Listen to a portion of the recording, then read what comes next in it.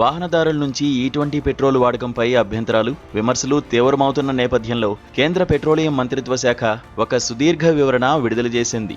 20% ethanol కలిపిన petroleum వాడకం వల్ల ఎన్నెన్ని ప్రయోజనాలు ఉన్నాయో తెలియజెప్పడం ఈ డాక్యుమెంట్ లక్ష్యం. సామాన్యులతో పాటు కొందరు విపక్ష నేతలు కూడా ఇథనాల్ బ్లెండెడ్ పెట్రోల్ మీద విమర్శలు చేస్తున్న విషయం తెలిసిందే. 2023 కంటే ముందు తయారైన వాహనాల్లో ఈ ఇంధనాన్ని వినియోగించడంలో ఉన్న కష్ట నష్టాలను వివరించండి అంటూ ఆమ్ ఆద్మీ పార్టీ అధినేత అరవింద్ కేజ్రీవాల్ 29 వాహన తయారీ కంపెనీలకు ఇటీవలే లేఖ రాసి వారంలోగా ప్రజలకు వివరణివ్వాలని హెచ్చరించారు కూడా. వారం క్రితం ప్రభుత్వం ఆధ్వర్యంలో ఏర్పాటైన ఓ మీడియా సమావేశంలో 3 దిగ్గజ ఆటోమొబైల్ కంపెనీల ప్రతినిధులు E20ని మెచ్చుకుంటూ ఈ ఇంధనంతో ఇంజిన్లకు కీడు జరగదని, మైలేజీ మాత్రం 3 నుంచి 5% తగ్గవచ్చని వ్యాఖ్యానించిన విషయం తెలిసిందే.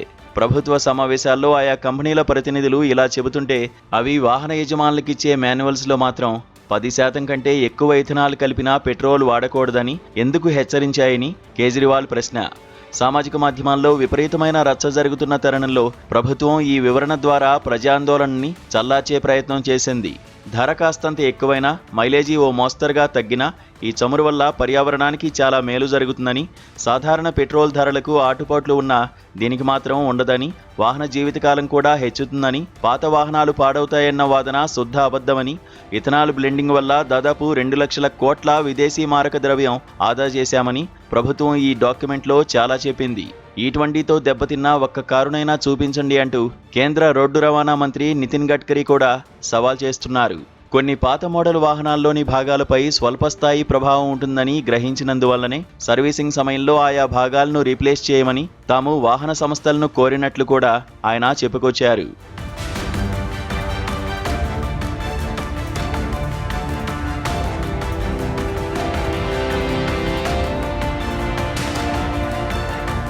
E20తో 10% మైలేజీ తగ్గుతుందని, వాహనాన్ని ఎక్కువసార్లు రిపేర్లు చేయవలసి వస్తోందని అత్యధికులు చెప్పినట్లు ఇటీవలి సర్వేలు పేర్కొన్నాయి. ఇటీవలే ఢిల్లీలో ఇథనాల్ ఇంధనానికి వ్యతిరేకంగా నిరసనలు కూడా జరిగాయి. ఫ్యూయల్ పైపులు తుప్పుబట్టడం, ఇంజెక్టర్లు మూసుకుపోవడం వంటివి జరుగుతున్నట్లుగా ఒక పక్క జనం చెబుతూ 5% మైలేజీ తగ్గుతుందని ప్రభుత్వము, కంపెనీలు మరోపక్క అంటున్న తరుణంలో E20 వల్ల అంతిమంగా వనగూరే లబ్ధిని నిక్కచ్చిగా లెక్కవేయాల్సిందే. తక్కువ మైలేజీ కారణంగా అధిక పెట్రోల్ను వినియోగించాల్సి రావడం, రిపేర్లకు ఎక్కువ ఖర్చు చేయాల్సి ఉండడం సామాన్యుడికి, పర్యావరణానికి మేలు చేయబోదు. దీనికి తోడు ఇథనాల్ కంపెనీలకు బ్యాంకులు విరివిగా లక్షల కోట్ల అప్పులిచ్చి భారీ ఎత్తున ఉత్పత్తి చేపట్టామని ప్రభుత్వమే చెప్పుకొచ్చింది. ఇబ్బడి ముబ్బడిగా పుట్టుకొస్తున్న ఇథనాల్ ప్లాంట్లకు వ్యతిరేకంగా పలుచోట్ల ఉద్యమాలు జరుగుతున్నాయి. వాటి కాలుష్యంతో పంటలకు, ప్రజలకు, పాడి పశువులకు జరుగుతున్న నష్టం అపారమైనదని, కేవలం ఇథనాల్ ఉత్పత్తి కోసం వరి, మొక్కజొన్న, సోయాబీన్ పంటలను అత్యధికంగా సాగు చేయడం ద్వారా భూగర్భ జలాలు క్షీణిస్తున్నాయని శాస్త్రవేత్తల ఆవేదన. కేంద్ర ప్రభుత్వం ఈ ప్లాంట్ల కోసం మరింత చౌకగా బియ్యాన్ని సరఫరా చేస్తున్నది. ఇది చాలదన్నట్లుగా అమెరికా నుంచి జన్యు మార్పిడి మొక్కజొన్న దిగుమతులకు అనుమతించండంటూ ప్లాంట్ల యజమానులు ప్రభుత్వాన్ని కోరుతున్నారు. ఇథనాల్ కలిపిన పెట్రోల్ కారు చౌకగా లభిస్తుందని గడ్కరీ గతంలో చేసిన వ్యాఖ్యలు సైతం నిరాధారమైనవని తేలిపోయింది.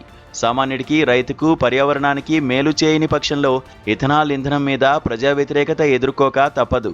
విమర్శలు, ప్రతి విమర్శలతో సరిపుచ్చడం కాక ఆయా రంగాల ప్రముఖులు, నిపుణులతో స్వతంత్ర కమిటీలను ఏర్పాటు చేసి ఇథనాల్ ఇంధనం ప్రయోజనాలను, ప్రభావాలను నిగ్గు తేల్చడం అవసరం.